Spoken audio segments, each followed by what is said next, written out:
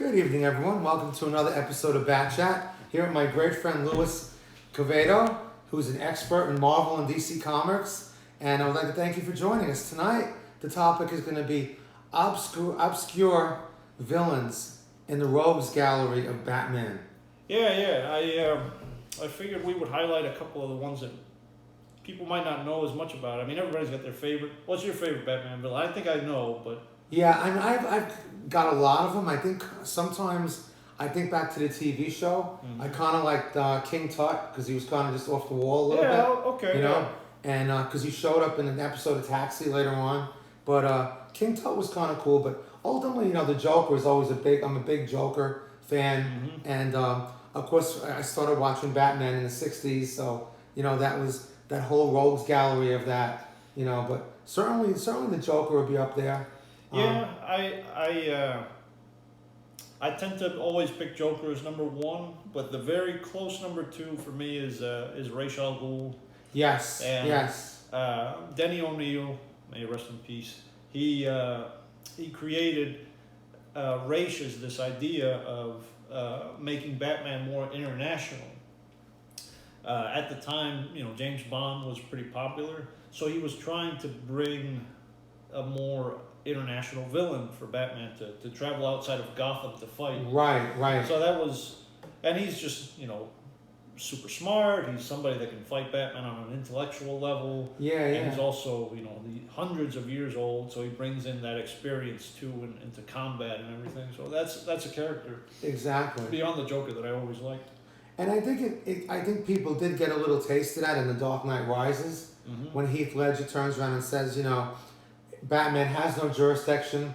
He'll find him and he'll make him squeal. Mm-hmm. You know, which I thought was a great line, because he really doesn't have any jurisdiction. And I think, you know, it begs the question as to why Batman doesn't really leave Gotham more often. I mean, maybe because Superman is over in Metropolis, because Gotham was always considered to be like New Jersey or, pretty close. And in the movie Batman versus Superman, when Lex Luthor says, "I love bringing people together," and he tells him, "Why don't you jump the river more often, and you know we'll get together." And mm-hmm. So if you've never been over there, Brooklyn, obviously New Jersey, very close to each other. You're talking 15, 20 minutes of a jump. Yeah, I didn't realize the proximity until I started a new job where we have to map the distance for technicians to travel for certain jobs. And yeah, technicians in Brooklyn, I mean, it's still a bit of a trip because they got to go over the bridge. Right. Yeah. But it's certainly with the Batwing, it's not that hard to figure out. Oh yeah. At that point, it's super easy. And just now that we're touching on Superman, I just think just to touch on this. I mean, obviously we're doing Bat Chat, so both of us are pro Batman, but neither one of us are anti-Superman. But I think one of the things that comes out is that Batman's rogues gallery is just so incredible. I think that's one aspect of where Batman and Superman kind of have that big separation, and that Batman's got such a strong rogues gallery, whereas Superman's is not so strong. He's got a few good ones up there, like Lex Luthor and a few of them. Brainiac, right. But you know, Batman, you tend to like, it's kind of like, dare I say it, like the New York Yankees. He's got a very deep bench, you know what I mean? Deep bench of characters. Just off the top of your head, you know, and even going back to the show, the old '60s show, and they introduced a few like King Tut and the Archer, Art Carney. Yeah. There's a couple Bookworm. of original ones like the Bookworm too that were created for the show, but you had Joker, Riddler, Catwoman, Penguin, and Bane, and all these big names. Ra's al Ghul I would even put up there, that are just really recognizable names. And the Green Hornet was always considered kind of like he was like a villain / positive. I mean, he was always like on the borderline, it seemed like. The Green Hornet, in the '60s show. Yeah, they had the crossover, right? Yeah. And Bruce Lee, of course, was Kato. Exactly. Yeah. But I figured we would highlight a couple of the lesser known ones. Yes. So welcome once again to Bat Chat, the lesser known villains of Batman. Yeah. And we talked a little bit about these guys before, just to see if they had any name recognition with Al, and Al's like, but that makes it more fun. He's the expert, so I'm more the mainstream. But I don't know about expert, but I love them all. Yeah, this is Detective Comics 311, and this is the first appearance of Catman. He debuted in 1963, actually right at the end of 1962, 1963, so you would have been able to pick it up anytime within December and January, between those 2 years. But the character, his secret identity is, I like this fun little bit. I don't know if it was intentional or not, but his name is Thomas Blake. Wow. And he's got, a cat kind of tiger motif. I always thought, I wonder if they named him after William Blake, who wrote Right, that's what I was thinking of. Yeah. But when he originally debuted, he was a hunter of big cats, and he was a rich guy, and he kind of gets bored with life, and he decides to get into villainy, and like a lot of the characters at the time, has a motif being cats. He kind of steals it from Catwoman because he came out as a character years after she did, but he wears this costume that is made out of an African robe, and the robe is supposed to give the wearer 9 lives. Really? So it's very, it's a gimmicky thing. And the character made a couple of minor appearances here and there, not a huge threat. In fact, years later, he becomes kind of a joke villain. Nobody takes him seriously. He gets recruited by all like the loser teams, and he becomes this like tubby guy that nobody takes seriously anymore. A writer comes along. Her name's Gail Simone. This was in the 2000s, and she reinvents the character. Okay. And this is when the version of Catman that a lot of people like took on new life, and he goes to live in Africa with a pride of lions. Okay. So he lives with the lions. They allow him to live among them. He becomes like this almost Tarzan-like character. Wow. And he gets pulled back into the world of superheroics, and he becomes kind of an anti-hero. Something along the lines of the Punisher. Okay. Not quite goody two shoes, but he's interesting because he's got good in him. He's got this potential to be a good guy. He gets paired up with Deadshot from Suicide Squad. You probably know him from Suicide Squad, although he was originally a Batman villain too. And they get this buddy or not comedy, but they do like rib on each other. But that personality that a lot of people like gets developed at that point. Was there ever any pushback between Catwoman and Catman, or any kind of thing talked about? They did have kind of a... I'm trying to think back if I can think of a specific point, but I think they make reference to the fact that, you stole my gimmick, Okay. You're just you're just stealing my thing. But he's a great fighter. He carries these like big clawed... Kind of like the Black Panther? Almost looks like Wolverine with really smaller claws. They're not quite as long as Wolverine's claws. And back in the day, he used to carry the Catarang. Wow. But then he becomes a more serious character years later. He doesn't become the joke that he was, All right. But yeah, I like him a lot. He's and he makes contraptions. Is that something that he made? Yeah. That's his his battle cap. Battle cap. Mechanical battle cap that he carries into battle in that first. Thundercats. Thundercats. Yeah. Interesting. All right. That's so we went Catman. way back to 1963. Okay. We're going to take a big jump forward into 1988. That's a good year. Yeah. This is Detective Comics 583. Okay. Now you can't tell from the cover who the villain that made the debut here was, but it was the Ventriloquist. Ventriloquist hasn't made a movie appearance as of yet, but he's shown up in a couple of the video games, the Batman animated series. Okay. But I think I remember him, yeah. He's almost a 2-in-1 character. Albert Wesker. He's a very meek looking guy. He comes from a crime family, but he doesn't fit the profile. He's not a violent guy. So is this a situation like in the movie Magic with Anthony Hopkins, where the dummy himself or the takes over his mind, or split personality type of thing? There's two versions of it. There's one version where Albert, that was originally how it happened. Albert Arnold, sorry, I keep mixing up with Albert Wesker. That's Resident Evil. Arnold Wesker is the Batman villain.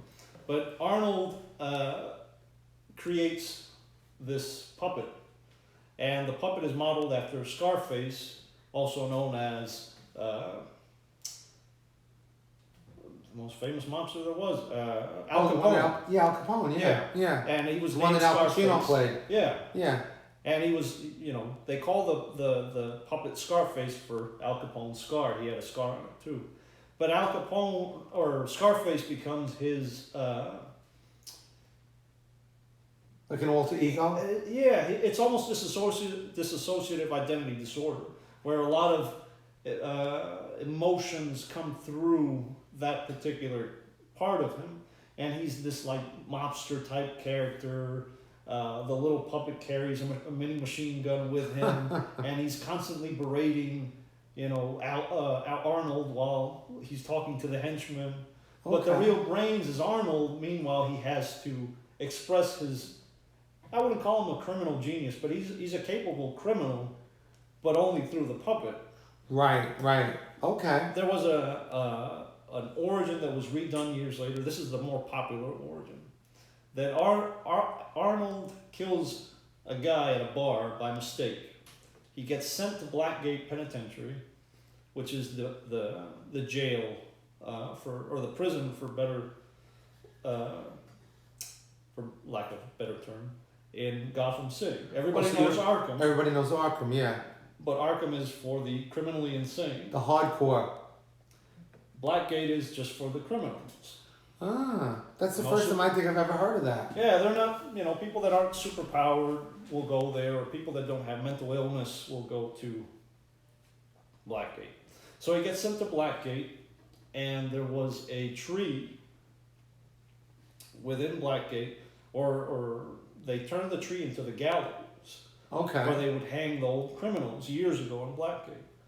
And from that wood, the puppet Scarface is made. Wow. Okay, so he's got an evil in him, an evil streak. There's more of a mystic kind of origin there to the puppet itself. Yeah. And Arnold hears the puppet talking to him, because this other guy that he shares the jail cell with, owns the puppet. Arnold kills him and takes the puppet because the puppet says, "No, I'm your master and you need to take me." And that's how they connect. I like that origin a little bit better because it's interesting. Yeah, it makes it more cinematic, I think. And you kind of get the feeling that the puppet's going to live on no matter what. Because when he's done using him up, he's going to turn around and whatever happens to this guy, he'll turn around and find the next guy and say, "Well, now I'm going to be with you. Well, this is now the scam," or whatever. Here's the funny part. Years later, during a storyline, when Arnold doesn't have Scarface, in the interim, he uses a sock puppet, and Socko, and Socko gives the orders for a while until a new Scarface is found, and he starts using Scarface again. What happened to Scarface? I think he just got separated from Arnold when he got taken back into Arkham. And okay. And I think he's working with somebody else. Could be, yeah. If the puppet is, possessed. And that's always been kind of the question. Is the puppet possessed, or is Arnold just using it? Right. Yeah. That's always been the age-old thing, you're right. Same thing in the Anthony Hopkins movie, Magic. Great movie, by the way. You can check that out. I'm going to watch this weekend. Yeah. Not before you go to sleep, though. But yeah, funny enough, the two guys that created Arnold Wesker, the ventriloquist, Alan Grant and Norm Brayfogle, they created our next character as well in 1992. So we're moving up here. Yeah. In 1992, Shadow of the Bat comes out, Batman Shadow of the Bat #1. And this is the first appearance of Mr. Zazz. Now, Mr. Zazz has made multiple appearances. He's been in the Gotham TV show. Okay. He was in Batman Begins. He's Who was he in Batman Begins? he's kind of a minor character, but he's in court, and he has scars on him. Okay. That's his kind of character trait, and he's shown up in a couple other things, I believe, and a couple of video games for sure.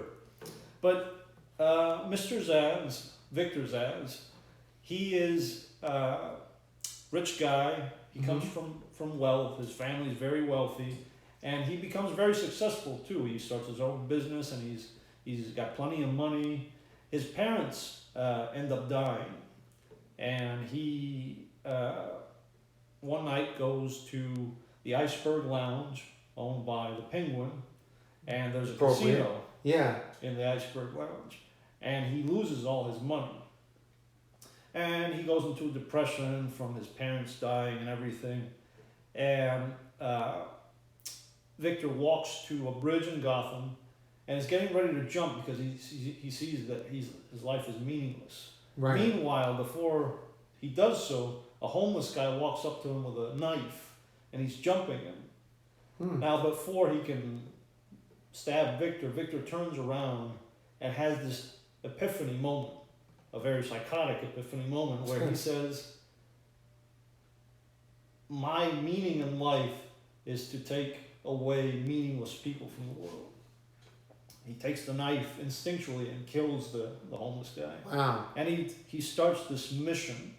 And it's almost, I think it's got to be inspired by, I think it was,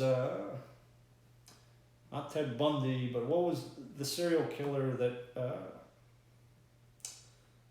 oh, now I can't think. Where did he operate? I can't even think of his state, but he was putting people's heads in refrigerators, for lack of a word. Oh, okay. One of the tougher. Yeah, no, he was insane. Yeah, but yeah. I think he also viewed people as zombies. Okay. And Jeffrey Dahmer. Yes, thank you. That's what it was. You go blank when you do these things. Yeah. I was just thinking of Demolition Man. Oh, and yeah. That famous scene in Demolition Man where they say, where Wesley Snipes turns around and says, oh, I love that guy. We're going to throw this guy out, you know? Yeah.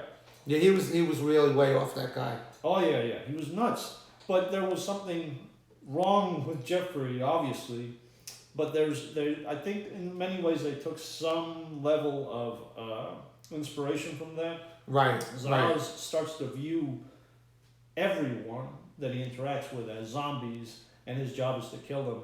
And then what he does is, for every kill, he just marks himself on his skin with a tally. Okay. Each tally means, and his body is covered in scars. Right. Somebody's killed. And he's among the darkest of Wow. Batman's villains. Sorry, this went from a PG thing to, R-rated. But he's endured, I think, for the same reason a lot of serial killers endure within, pop culture. So who does he pair up with? And like, who are his allies? Like, is he in with the Penguin at all, or anymore, or? He has teamed up with a few characters here and there, but there's a very telling moment. Okay. Paul Dini, one of the all-time great storytellers within the Batman world. He worked on Batman the Animated Series. He worked on a couple of comics. He created Harley Quinn with one of my favorite characters in Batman. He does. She's born in Brooklyn, Coney Island. Gotta love her. Yeah, bringing it back to Brooklyn, right? But he does a story with Mr. Zazz, and he tries to show the viewer what is Mr. Zazz seeing constantly. And you see the inner workings of his brain when he's interacting with other people. Okay. And all he sees is murder. Every person he sees, whether hero or villain, eventually they just fall by his hand. He's a very broken guy. He's a shark, for lack of a better term. That's all he lives for, is just to kill. He's almost like as Dexter would say, taking out the trash in what he thinks is the trash. But Dexter was... At least he was moral. This guy's just nuts, But yeah, he's endured and become fairly popular within the Rogues Gallery. Out of the three, I'd probably say Ventriloquist is more popular than Zazz, but Zazz is fairly popular. And again, I think it's just because of the obsession we have with serial killers and understanding them in this country. Well, I think that his motif works well with Batman too, because Batman is known as the greatest detective. And of course, like, you think of somebody like that, it would involve more of like a detective skill to figure out what his motivation is, or how did this transition start, and where did this epiphany come from, and where is he going to strike next? And he has the quality that I think every good Batman villain has. Now, this isn't something I came up with. I think anybody could come up with this idea. But every Batman villain is in some way an aspect of his personality or his actions or his way of doing things. If you want to break it down, okay, Catman. Yeah. He's got a motif. The entire way that Bruce Wayne is built is around what? The bat. The bat, and here's somebody embracing the cat, and he dresses as a cat, and he hunts like a cat. And he's rich too, and it's a story of rich playboys just playing masked people. Because they're bored, they got nothing else to do. Yeah. Ventriloquist. There's a lot to say about going to work, I guess. The ventriloquist. The duality of Batman. Yes. There's not that Bruce Wayne is meek, but there's Bruce Wayne who lives among the normal people, and he straddles that line of just an everyday guy. Right. And the more bombastic and fantastic element of the ventriloquist is a mirror to Batman, and he gets to live out the fantasy, for lack of a better term there. Exactly. Mr. Zazz, how do you compare the two? It's like a story gone wrong. Rich boy from a rich family who could have just as easily been, a guy that devotes himself to heroism, is a mirror end. And he, what does Batman not do? He doesn't use guns and he doesn't kill. And what does Zazz do? He just slaughters everybody who's useless. So I think that's the real measure of a good Batman villain is some reflection of Batman. Exactly. I think you're right. I mean, I think, and I think, again, that's what separates Batman from a lot of these characters out there, a lot of these DC and Marvel characters, is that his rogues gallery is just so strong that you almost find yourself cheering for the villain sometimes, or understanding. Like, you never want to see Batman lose, but you're kind of like enjoying the villainy of the whole thing. You're enjoying the dialogue. I've seen recent analyses of Batman, and they view the more enlightened thinkers of nowadays sometimes view Batman as kind of a terrorist because he's hunting down mentally ill people. Right. Well, in Batman versus Superman called him a vigilante. Right. Which he is. I mean, there's no way around it. But he's okay. I see that perspective, but it's just a comic book at the end of the day. It's not a real guy actually going out and doing this stuff. It's not? Oh, okay. I'm sorry. Sorry. Yeah. But yeah, I figured I'd highlight a couple of those. My favorite version of Zazz, it's hard to find a guy like that you would like. But within the show Gotham, and it's not a great show. It's okay. It's not bad. But they turned Zazz into a hitman for the mob. Okay. And they actually gave him a really good personality. I forget the guy's name that they cast in the role, but he's really funny, and he's actually kind of he's dark, and it's a really dark sense of humor, and you can't help but laugh at it, even though he's like a killer, and it's like right. And I think that's a mark of a good villain. I mean, look at Heath Ledger from you're mesmerized. I mean, people watch it over and over again to see this performance. Mm-hmm. Is there anybody coming up? Any plans for some new villain or some off the wall villain, like a lesser villain that might turn into someone a little bit bigger? Well, in the comics right now, and for posterity's sake, if this is 20 years down the road, this is 2021. The writer currently writing Batman, the main title, has been introducing a lot of new characters. He's brought in Punchline, who is the Joker's new gal pal. Joker and Harley Quinn broke up, and his ideology, his way of doing things, has transformed this young college-age girl, and she's embraced this idea of the Joker and decided to live that lifestyle. So she decides to kind of impress him to try to bring her into the fold, and she's, that just objectifies her into, oh yeah, she's just another Harley Quinn. But no, there's something deeper there. It's the allure of the Joker and what he represents for. Does she come from any big background, or she's not a psychiatrist or nothing like that? No, she's fairly new. She's smart. She's a lot smarter than you might think based on her actions and how she's being developed. But it's just an impressionable young woman that decides to join the fold. Does she dress like Harley Quinn, crazy? She does have a bit of makeup that highlights clown-like stuff, but right. And she wears purple and black, and those are like her right. colors. And of course, the punchline is the main part of the joke. So. That goes into hand in hand with the Joker. Yeah, interesting. He's brought in one of my newer favorite guys. He's kind of an anti-hero. You can't decide whether he's a villain or an anti-hero yet. The Clown Hunter. Clown Hunter. He's a young kid named Bao. He lives in the Narrows in Gotham. Okay.